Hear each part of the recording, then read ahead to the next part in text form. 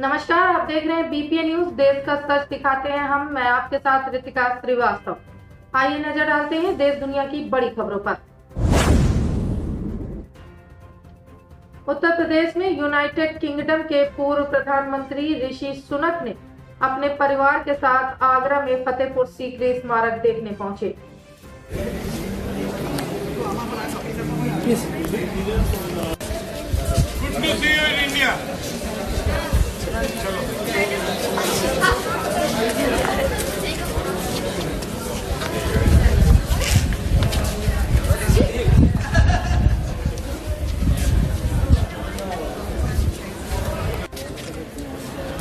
सामने से यार, सामने जाकर सामने हटो, सामने हटो। हो जाओ।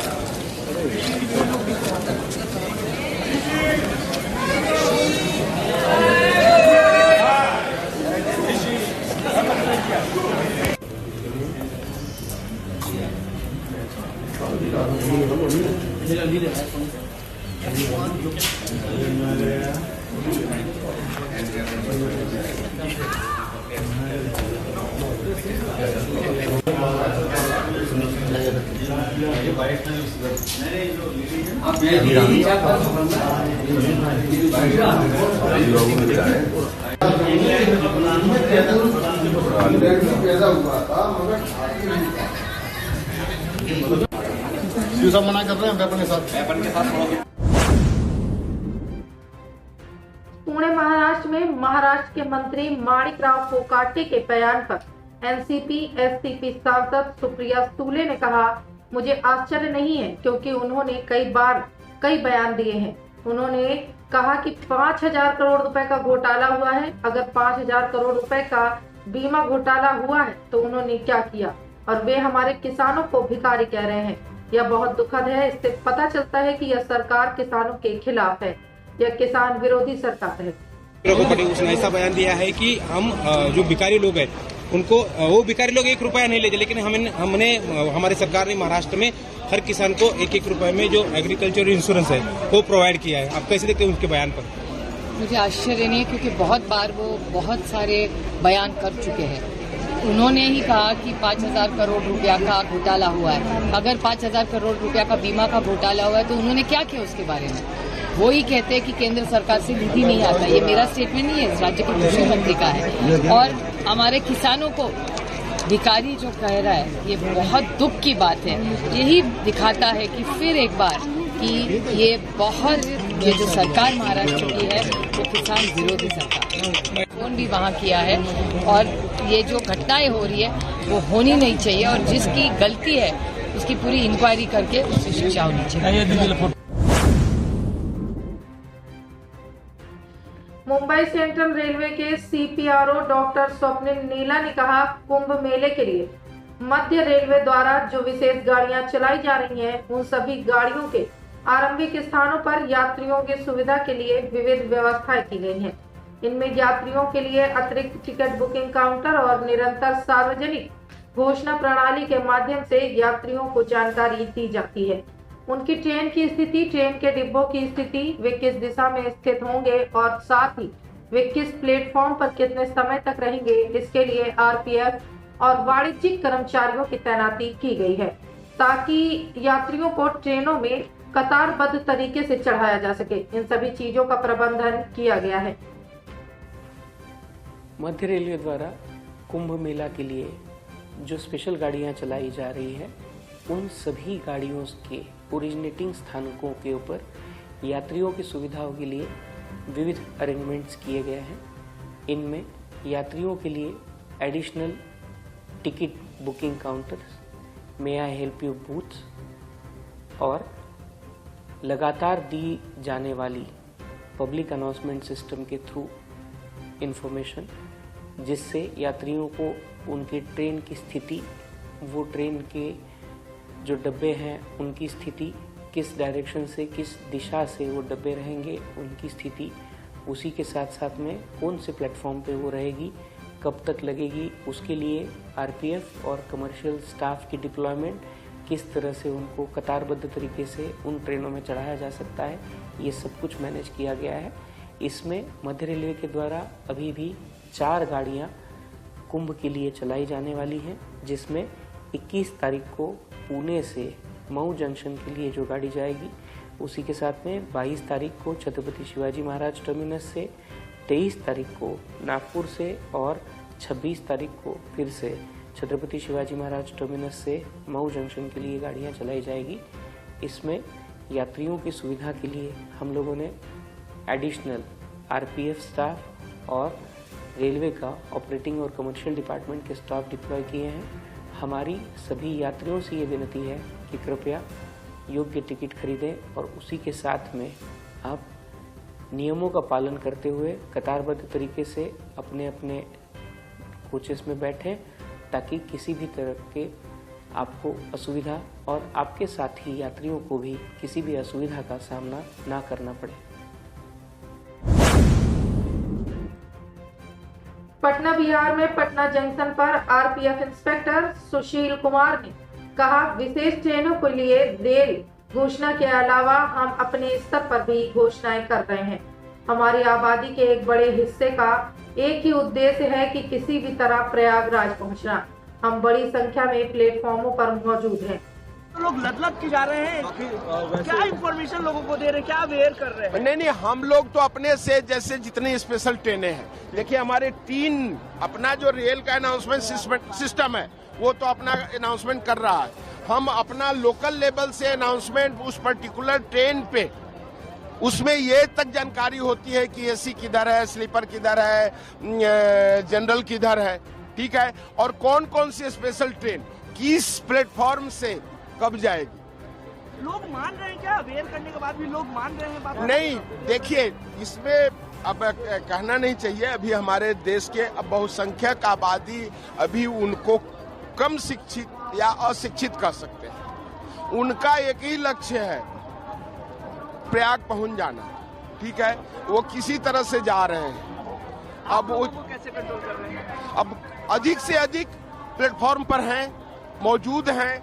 अगर हम भीड़ के बीच में हैं तो सब कुछ नियंत्रित है, क्योंकि कोई भी मनमानी नहीं कर पाएगा।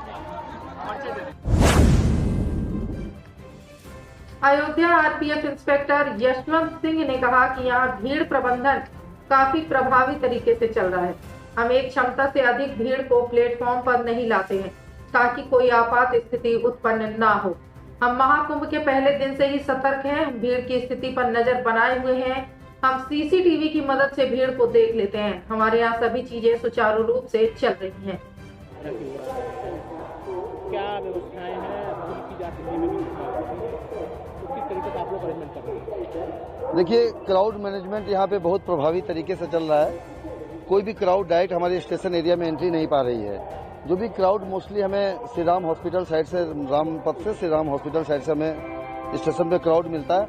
वहाँ पे हमने सॉलिड बैरियर लगाया हुआ है और ऐसा रेगुलेट किया है क्राउड की सभी लोग होल्डिंग एरिया में पहले चले जाएं, और होल्डिंग एरिया में हमारी 4 से 5 हज़ार की कैपेसिटी है, वहाँ बैठ जाते हैं। उसको वो भर जाती है तो जो ओल्ड बिल्डिंग थी जिसको डेमोलिश कर दिया गया, उस ओपन स्पेस को भी हमने ओपन होल्डिंग एरिया में तब्दील करा दिया है।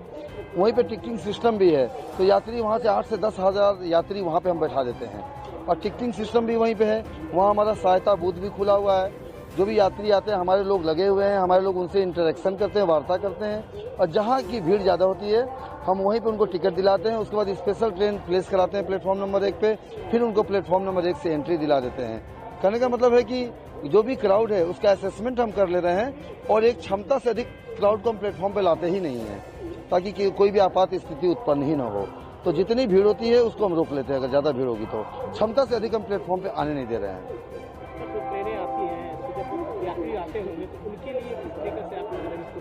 देखिए, यात्री जो भी आ रहे हैं, हमारे आरपीएफ के जवान, देखिए आपने देखे होंगे प्लेटफॉर्म पे पूरे स्कैटर्ड रूप से खड़े हैं।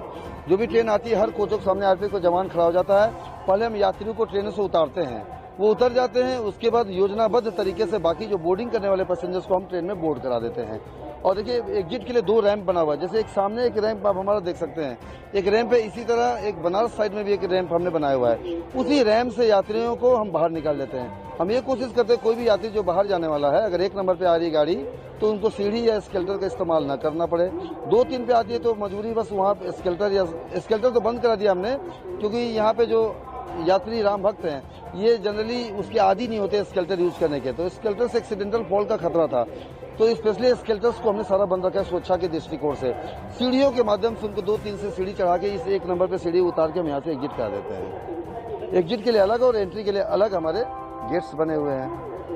जिस तरीके से आज रात में दिल्ली में घटना घटी है, कुंभ मेला स्टेशन पे हो गई घटना, उसको लेकर कितनी सतर्कता? देखिए, हम तो कुंभ मेला जब स्टार्ट हुआ पहले दिन से ही हम लोग सतर्क हैं।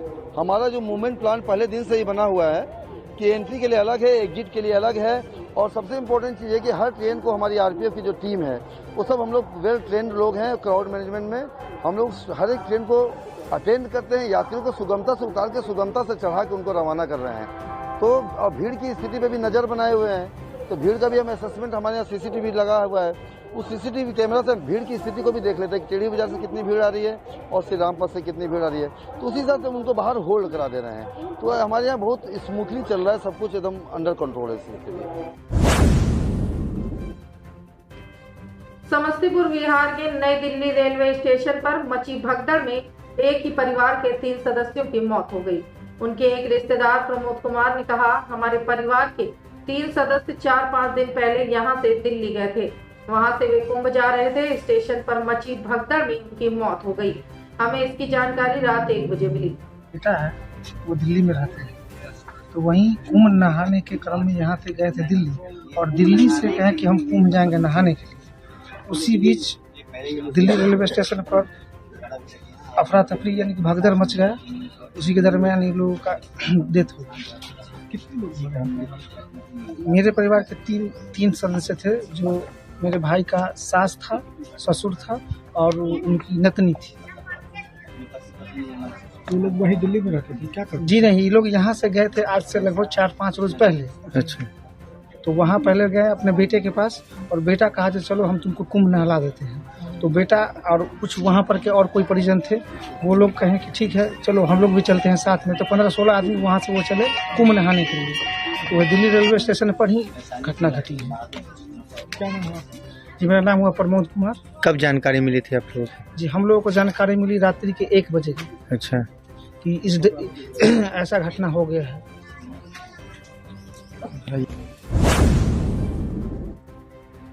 एंटी रोमियो टीम थाना स्वरूप नगर कानपुर नगर द्वारा महिलाओं बालिकाओं की चौपाल आयोजित नारी सुरक्षा व स्वावलंबन पर जागरूकता अभियान चलाया गया। हेल्पलाइन नंबर 1090 1076 1098 112 181 की जानकारी दी गई। साथ ही UP COP app, social media platform व महिला कल्याणकारी योजनाओं जैसे सामूहिक विवाह योजना, उज्ज्वला योजना, निराश्रित महिला पेंशन योजना आदि पर जानकारी दी गई। महिलाओं की सुरक्षा सुनिश्चित करते हुए उनकी समस्याओं के त्वरित निस्तारण का आश्वासन दिया गया। तेलंगाना के केंद्रीय मंत्री जी किशन रेड्डी ने एमएलसी चुनाव पर कहा, भाजपा तीनों क्षेत्र से चुनाव लड़ रही है। आज शिक्षितों के पास जाने का कांग्रेस और बीआरएस पार्टी जाने का साहस नहीं करती, वहां केवल भाजपा आती है। आज तेलंगाना में अच्छा वातावरण है। इस माहौल में भाजपा तीनों सीटें जीते, इसके लिए हम पूरा प्रयास कर रहे हैं। मैं तेलंगाना की जनता से अनुरोध करता हूं कि वे भाजपा को अपना आशीर्वाद दें। लेजिस्लेटिव काउंसिल के टीचर्स कॉन्स्टिट्यूंसी के द्वारा 2 एमएलसी का चुनाव, ग्रेजुएट्स कॉन्स्टिट्यूंसी के द्वारा 1 एमएलसी का चुनाव, पूरा 3 एमएलसी के लिए चुनाव हो रहे। भारतीय जनता पार्टी सिर्फ एक पार्टी है, 3 स्थानों में लड़ रही है। कोई पार्टी भी टीचर्स कॉन्स्टिट्यूंसी से लड़ने को तैयार नहीं है। टीचर्स के पास जाके वोट मांगने के लिए भी वो तैयार नहीं है। सिर्फ Bharatiya Janata party teachers constituency 2 seat लड़ रहे और ग्रेजुएट कॉन्स्टिट्यूंसी में भी लड़ रहे, क्योंकि आज जो एजुकेटेड है, जो टीचर्स है, एम्प्लॉयज है, जो ग्रेजुएट्स है, उनके पास जाने के लिए ना कांग्रेस पार्टी साहस करते हैं, ना बीआरएस पार्टी साहस करते हैं। सिर्फ भारतीय जनता पार्टी जाते हैं। मेरा विचार से आज तेलंगाना में अच्छा वातावरण है, अच्छा माहौल है। इस माहौल के अंदर भारतीय जनता पार्टी 3 का 3 सीट जीतने के लिए हम पूरा प्रयास करें। हम बिल्कुल 3 सीट में विजय प्राप्त होंगे। लेजिस्लेटिव काउंसिल में भारतीय जनता पार्टी द्वारा चुनाव के बाद लगातार हम इस वर्गों के लिए, तेलंगाना विकास के लिए, तेलंगाना में जो वादा किया है कांग्रेस पार्टी, जो 6 गारंटी के नाम पर 100 दिन के अंदर इंप्लीमेंट करने का वादा किया, लगभग 420 सब गारंटीज किया, एक वादा भी पूरा नहीं किया।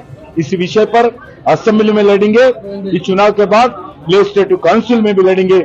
इसलिए भारतीय जनता पार्टी को पूरा समर्थन देकर आशीर्वाद देने के लिए मैं तेलंगाना जनता से अनुरोध करता हूं। जो भी कांग्रेस पार्टी ने अभी रीसर्वे उससे जनता को फायदा हो सकता है, वो एक्यूरेट हो जाए। कांग्रेस पार्टी बीसी का पॉपुलेशन का जो सर्वे किया है टोटल फेल्यूर हो गया। पूरे बीसी ऑर्गेनाइजेशंस, पॉलिटिकल पार्टीज बताए तो पहले नहीं माने हैं। आज खुद कांग्रेस पार्टी फिर उतर के आया, फिर रीसर्वे करेंगे, फिर किधर किधर सर्वे न हुआ फिर करेंगे, ऐसा कांग्रेस पार्टी रीसर्वे करने के लिए आए हैं। राहुल गांधी दिल्ली में बैठ के हमारा तेलंगाना सरकार अच्छा काम कर रहे, दिल्ली में बैठ के हमारा तेलंगाना सरकार अच्छा बीसी का पॉपुलेशन सर्वे किया, ऐसा गलत भाषण दिया है। आपका सरकार कोई काम नहीं कर रहे, आपका सरकार जो वादा किया है कोई वादा पूरा नहीं किया है, अटरली पूरा फेल हो गया, इसलिए रीसर्वे कर रहे हैं।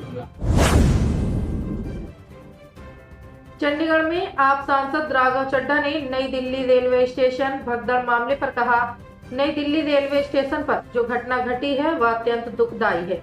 मैंने संसद भवन में इस बात को रखा था कि प्रयागराज के आसपास के रेलवे स्टेशन भीड़ प्रबंधन के अभाव में बंद करने पड़े थे।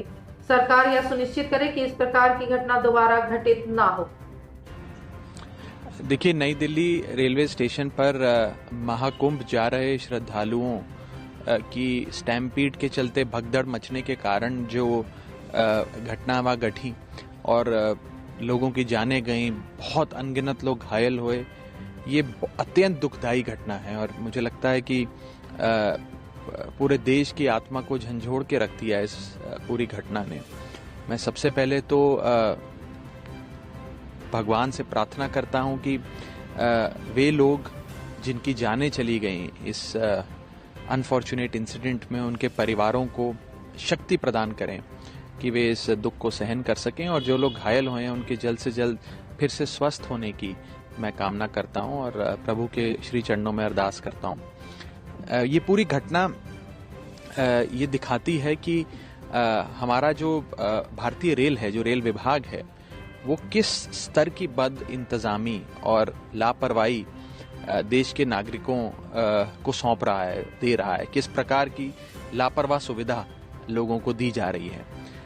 मैंने 11 फरवरी को अभी जो बजट सत्र पार्लियामेंट का चल रहा है उसमें इस विषय पर बात रखते हुए ये कहा था कि हमारे भारतीय रेल की स्थिति कुछ इस प्रकार हो गई है कि जनता को आलू की बोरियों की तरह ट्रेन में ठूस के लाद के भेजा जाता है और कहीं ट्रेन में शौचालय में भी अगर बैठने की जगह, आपको खड़े होने की जगह मिल जाती है तो यात्री अपने आप को भाग्यशाली समझता है और हमारे इस देश का भोला भाला आदमी को भेड़ बकरियों की तरह ही लाद कर रेलवे स्टेशन पर ट्रेन के डब्बों में चढ़ाया जाता है और ये पूरी एक अव्यवस्था और लापरवाही जो बन चुकी है।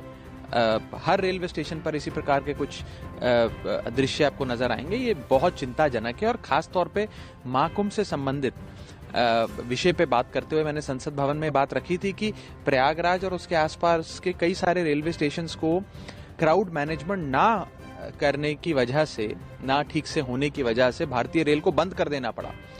तो अगर महाकुंभ जैसे महापर्व पर भी हमारी रेल व्यवस्था की ये स्थिति रहेगी, इस प्रकार के हालात रहेंगे, तो कैसे कोई यात्री अपने आप को सुरक्षित महसूस कर सकता है।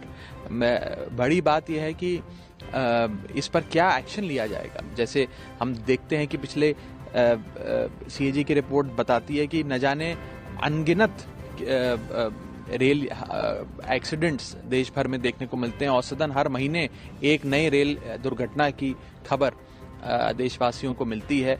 तो उसमें कितनी अकाउंटेबिलिटी फिक्स करी जाती है, कितनी रिस्पॉन्सिबिलिटी फिक्स करी जाती है, किसके खिलाफ एक्शन लिया जाता है इस लापरवाही और बद इंतजामी के चलते।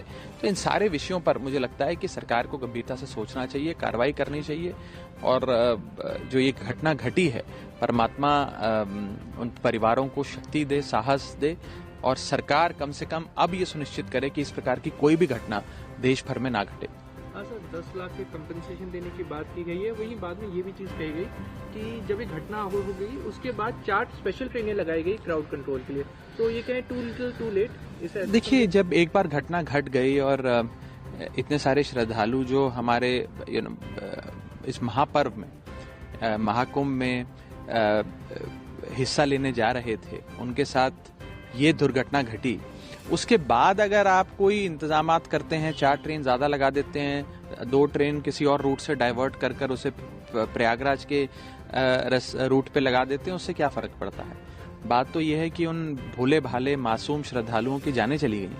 वो भोले भाले मासूम श्रद्धालु वहां घायल हो गए। और क्यों हुए? क्या उनकी कोई गलती थी? क्या उन श्रद्धालुओं ने कोई पाप किए थे?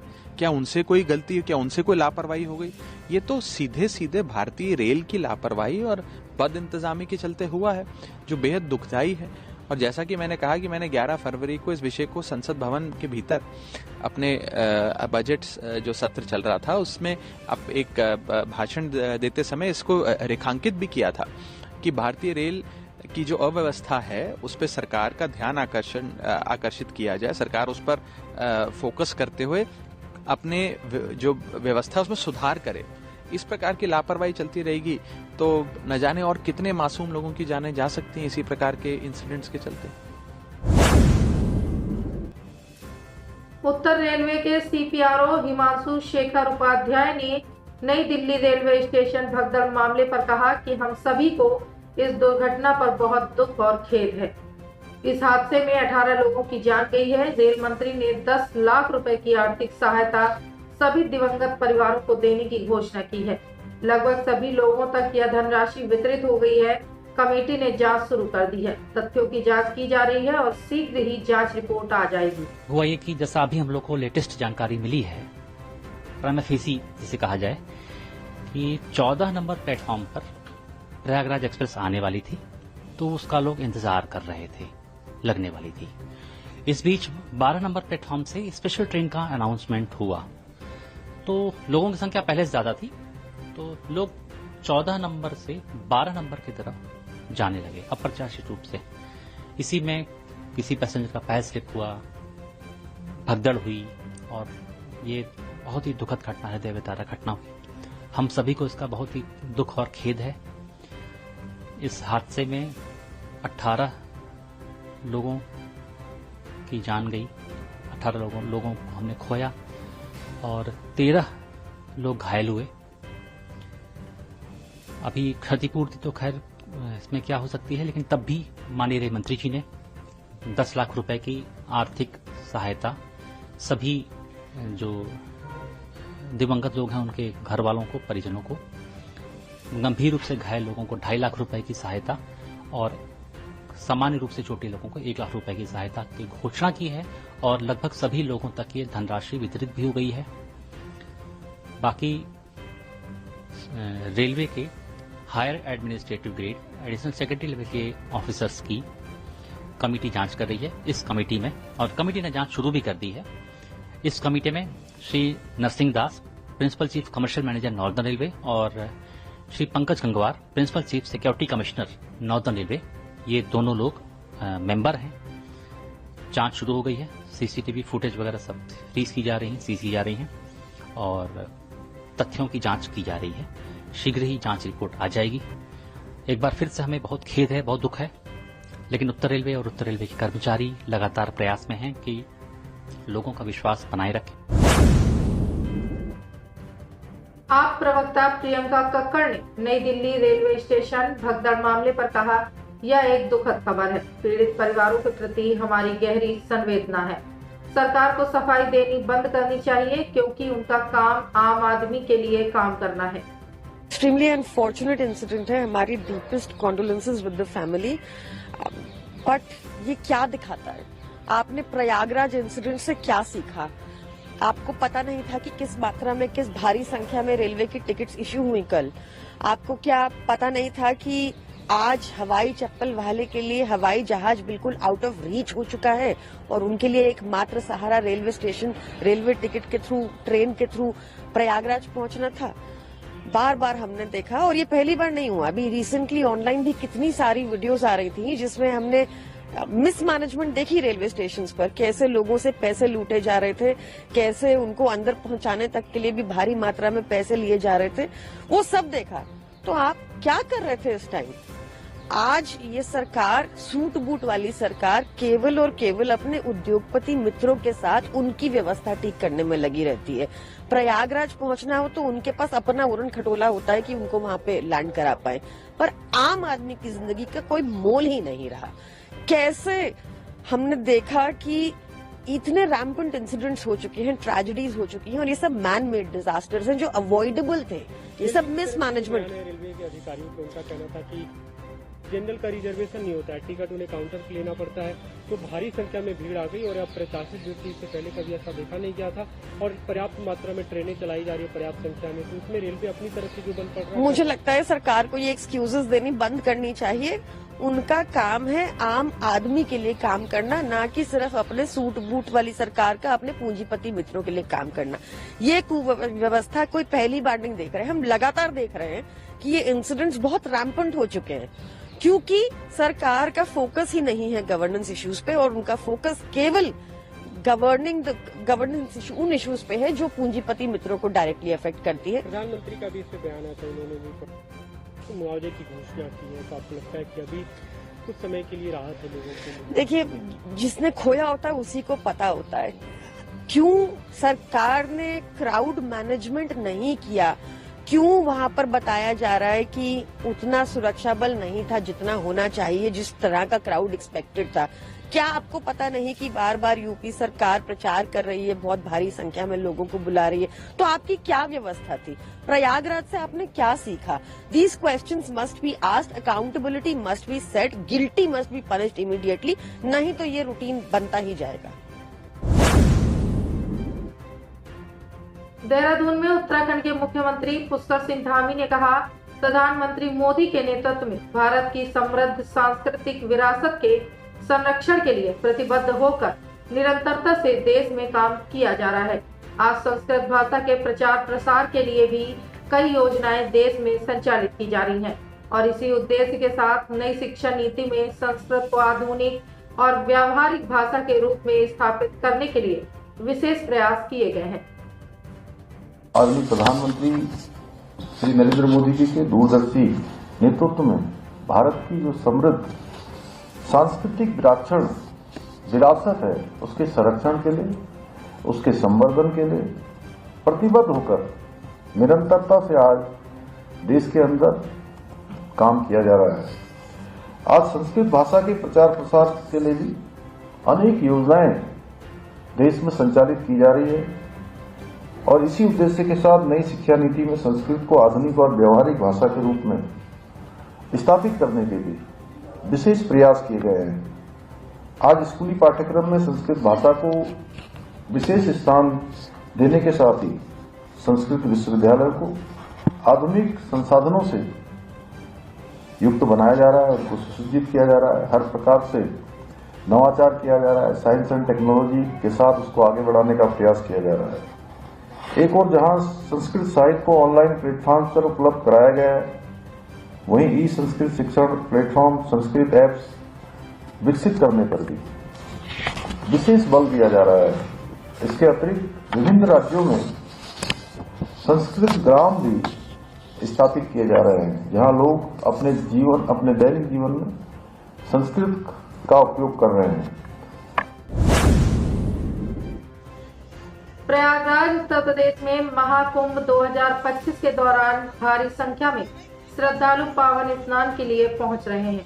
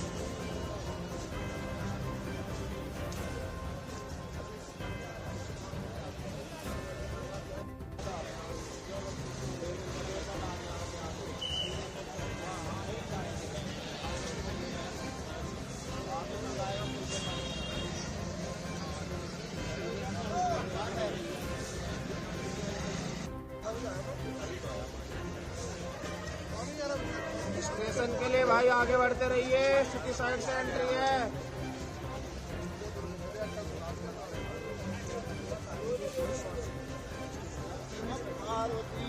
हर हर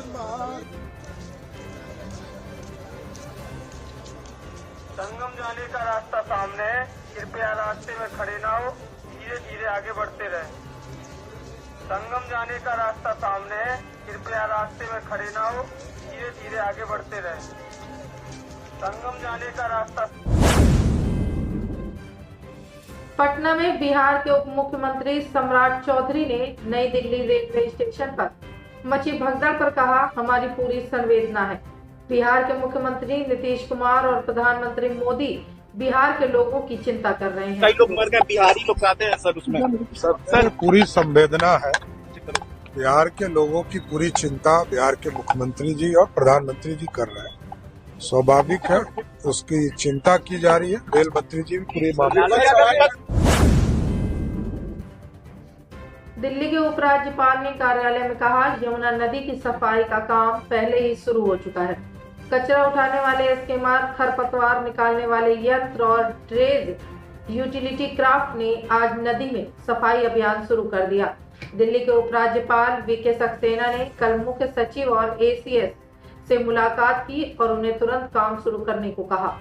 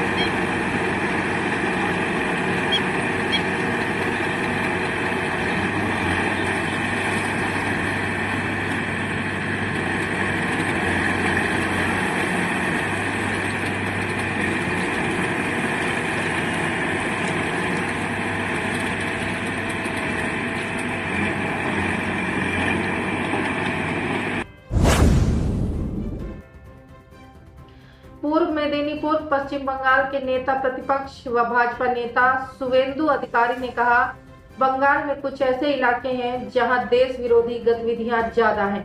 पिछले 2-3 महीनों में कई बांग्लादेशी, रोहिंग्या और कश्मीरी चरमपंथियों को असम पुलिस और जम्मू कश्मीर पुलिस ने गिरफ्तार किया है। 50 से 55 विधानसभा क्षेत्र और 30 से 35 थाना क्षेत्र ऐसे हैं जहां की डेमोग्राफी बदल गई है।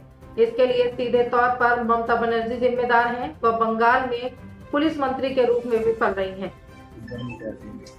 देखिए, उस एरिया बंगाल में कुछ एरिया है वहाँ एंटी नेशनल एक्टिविटीज ज्यादा होता है। पिछले 2-3 महीने में बहुत सारा बांग्लादेशी रोहिंग्या और कश्मीर से जुड़े हुए एक्सट्रीमिस्ट उनको अरेस्ट किया है। असम पुलिस ने अरेस्ट किया है, कश्मीर पुलिस ने अरेस्ट किया है। 50-55 एरिया है, असेंबली एरिया, और 30-35 पुलिस स्टेशन है जहां डेमोग्राफी चेंज हो गया है और हमारी जो नॉर्मल लॉ एंड ऑर्डर और पुलिसिंग है उसका एंट्री बंद है। इसलिए सीधा सीधा जिम्मेदार है Mamata Banerjee. She is health police minister in Bengal as well as the state police. Police का दो ही काम है, टीएमसी के लिए फर्जी मामला करो और वोट लूट करना और ब्राइब कलेक्शन करके 25% लोकल पुलिस स्टेशन में रख के 75% कोलकाता भातीजा को पास भेजो। ये दोनों काम पुलिस का है। पुलिस का जो नॉर्मल काम होता है, पहले सीआरपीसी आईपीसी था, अभी बीएनएस है, उसका अंदर जो काम है पुलिस नहीं कर रहा है बंगाल। इसलिए वो एक कैनिंग एरिया से 1 महीना पहले कश्मीर पुलिस का एसटीएफ आकर जावेद मुंशी बोल के एक पाकिस्तानी टेररिस्ट को अरेस्ट किया है। आसाम पुलिस आकर मुर्शिदाबाद में 1.5 साल से ज्यादा यहाँ एक मदरसा चला रहा था, 7 शेख को हिरासत में लिया है आसाम पुलिस। अंसारुल बांग्ला का एक्सट्रीमिस्ट है। बंगाल में तुरंत सेंट्रल खुफिया एजेंसी और सेंट्रल फोर्स को एक्शन मूड में आ जाना चाहिए, नहीं तो बांग्लादेश का वर्तमान जो हालत है, जो एक्सट्रीमिस्ट फोर्स है, रेडिकल फोर्स है, जो अभी बांग्लादेश चला रहा है, उसका साथ साटे हुए वेस्ट बंगाल का 2200 किलोमीटर जो बॉर्डर एरिया है, जिसके अंदर 596 किलोमीटर अनफेंसिंग है, फेंसिंग नहीं है। ममता बनर्जी का सरकार ने बीएसएफ को जमीन प्रोवाइड नहीं किया है।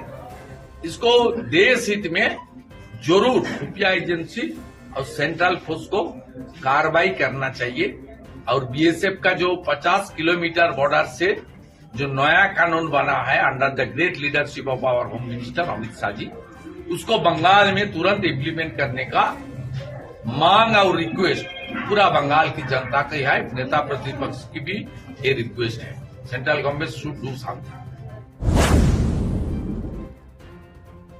अमेठी में डीएम निशा अनंत और एसपी अपर्णा रजत कौशिक ने अमेठी व गौरीगंज रेलवे स्टेशन और बस स्टैंड का निरीक्षण किया। उन्होंने सुरक्षा, प्रकाश, पार्किंग, पेयजल व सहायता केंद्र जैसी व्यवस्थाओं की समीक्षा कर अधिकारियों को आवश्यक निर्देश दिए। आगामी महाकुंभ व त्योहारों को देखते हुए सुरक्षा व्यवस्था कड़ी करने के निर्देश दिए गए। निरीक्षण के दौरान भारी पुलिस बल तैनात रहा। महाकुंभ पर्व पर स्वामी अवधेशानंद गिरी जी की महाराज का संदेश। महाकुंभ एक अद्भुत पर्व है जहां सभी जातियां, मत, पंथ, संप्रदाय एकता के साथ आते हैं। यह भारत की एकता और सामाजिक समरसता का प्रतीक है। भारत की कालजयी मृत्युंजयी सनातन संस्कृति की दिव्य अभिव्यक्ति का महापर्व है महाकुंभ। यह एक अद्भुत पर्व जिसमें सभी जातियां, मत, पंथ, संप्रदाय एक थे। भारत की एकता का महापर्व, सामाजिक समरसता का महापर्व, एक ऐसा विलक्षण पर्व जिसमें 50 करोड़ श्रद्धालुओं का आगमन हुआ और पूरे मेले में स्वच्छता, दिव्यता, सज्जा, शोभा और अद्भुत आकर्षण जिनके कारण था वे थे यहाँ के सफाई कर्मी बंधु। यहाँ अद्भुत व्यवस्था थी शौचालयों की और लगभग 12,000 स्वच्छता कर्मियों ने इस पूरे परिसर को जो मीलों में बिखरा हुआ है, वहाँ तनिक भी कोई कचरा नहीं था, कूड़ा नहीं था। अनथक श्रम, उनकी अद्भुत निष्ठा, उन्होंने जिस ढंग से इस मेले को स्वच्छता और दिव्यता प्रदान की, देवदूती कहे जा सकते हैं वे। ऐसा ही कहा जा सकता है कि ईश्वरीय सत्ता उनमें चैतन्य हुई। प्रत्येक भक्त के लिए, श्रद्धालुओं के लिए उन्होंने इस पूरे मेले में एक अपूर्व पवित्रता और शुचिता पैदा की।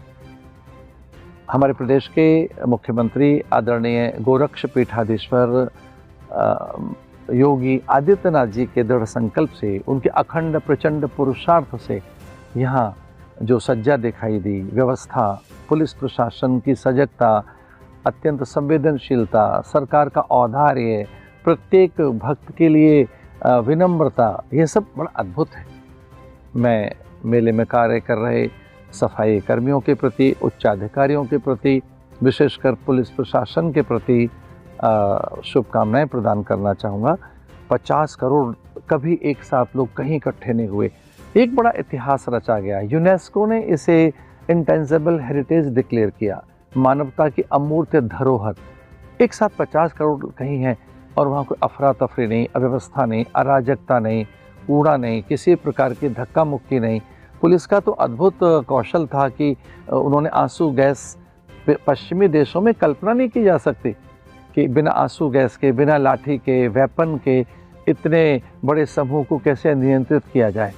आस्तिकों के, भावुक श्रद्धालु भक्तों के इस महान आगमन पर जो स्वच्छता यहाँ दिखाई दी है, उसके लिए प्रशासन, शासन, स्वच्छता कर्मी और यहाँ की विशेष कार्याधिकारी, अध्यक्षा और सभी चिकित्सक बंधु, यहाँ के मेलाधिकारी, वे सब बधाई के पात्र हैं।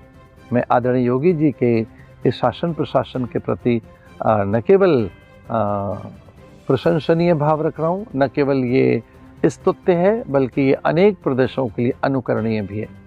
बहुत बहुत बधाई उन देवतुल्य सफाई कर्मियों के लिए जिनके कारण ये पूरा मेला शुचिता और पवित्रता से आपूरित हुआ। बहुत बहुत धन्यवाद।